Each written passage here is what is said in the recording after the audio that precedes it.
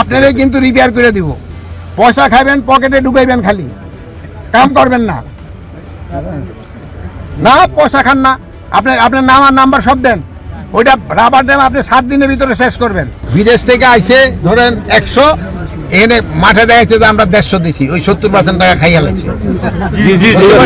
এই 70% খাইয়া লাইছে।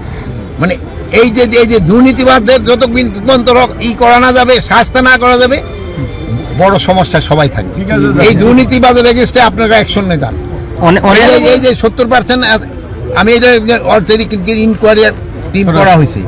আমার ওখানে ওই যে পেঁয়াজের বীজ একটা খারাপ আসছিল, আমি ওই সাথে সাথে ওই যে ছিল যে আমাকে পেঁয়াজের যে কি জানি ছিল, ওনার নাম কি, ওনার আমি সাথে সাথে চাকরি থেকে বরখাস্ত করেছি।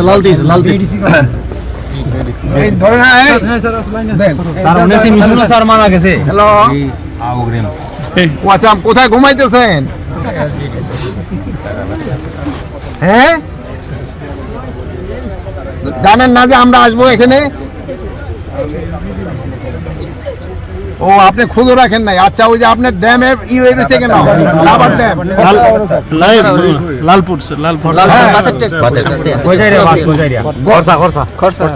কয়দিন লাগবো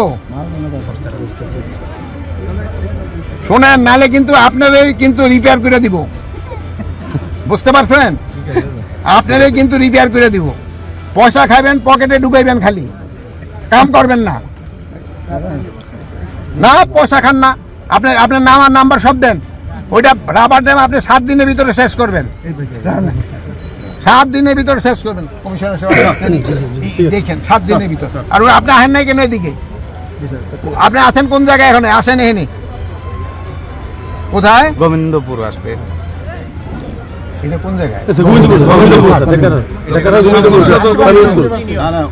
আমাকে তো স্যার কথা রাস্তা বললে হবে স্যার, দিনের রাস্তা বললে হবে স্যার। গোবিন্দপুর রাস্তা কোন জায়গায়? এই স্যার দিনের রাস্তা বললে আমি বলিতেছি কত দূর? এই যে এক্সিন সাহেব, এই যে গোবিন্দপুর প্রাইমারি স্কুলের সামনে, ঢাকার হাও তাড়াতাড়ি আসেন। দিনের রাস্তা পয়েন্টের সামনে, দিনের রাস্তা পয়েন্টের সামনে।